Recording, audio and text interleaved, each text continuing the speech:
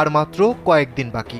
নির্বাচন কমিশন ঘোষিত তফসিল অনুযায়ী আগামী 29 ডিসেম্বর মনোনয়ন দাখিলের শেষ সময়। এরই মধ্যে রাজনৈতিক দলগুলো নির্বাচনী জোট, আসন সমঝোতা সহ প্রয়োজনীয় সব প্রস্তুতি সম্পন্ন করতে জোর তৎপরতা চালাচ্ছে। শেষ সময়ে এসে অনেক রাজনৈতিক সমীকরণও বদলে যাচ্ছে।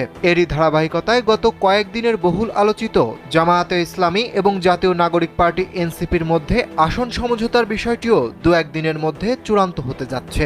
শুক্রবার রাতেও জামায়াত এবং এনসিপির শীর্ষ পর্যায়ের নেতারা আসন সমঝোতা নিয়ে রুদ্ধদ্বার দীর্ঘ বৈঠক করেন।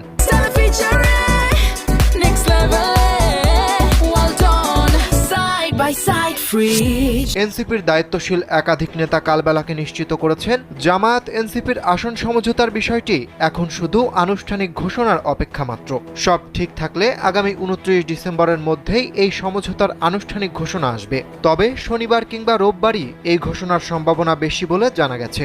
নির্বাচনী কৌশল হিসেবে এই সমঝোতা, বলছেন এনসিপির নেতারা। তাদের ভাষ্য, মূলত সংস্কার প্রশ্নে জামায়াতের সঙ্গে এনসিপি একমত হয়েছে। দলের নির্বাহী কমিটির অধিকাংশ সদস্য সহ শীর্ষ নেতৃত্ব সবাই ঐক্যমত্যের ভিত্তিতে এই বিষয়টি চূড়ান্ত করেছে। এনসিপির শীর্ষ পর্যায়ের একাধিক নেতা জানান, আসন সমঝোতার অংশ হিসেবে এনসিপি অন্তত 50টি আসন চায়। সে অনুযায়ী তালিকা প্রস্তুত করা হচ্ছে, যদিও 30টি আসন দেওয়া নিয়ে বেশি আলোচনা হচ্ছে।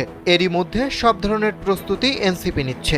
কারা থাকবেন এই তালিকায় সেটা নিয়েও দলের অভ্যন্তরে আলোচনা ও বৈঠক হচ্ছে। তবে দলের শীর্ষ পর্যায়ের প্রায় সব নেতাই এই সমঝোতার অংশ হচ্ছেন।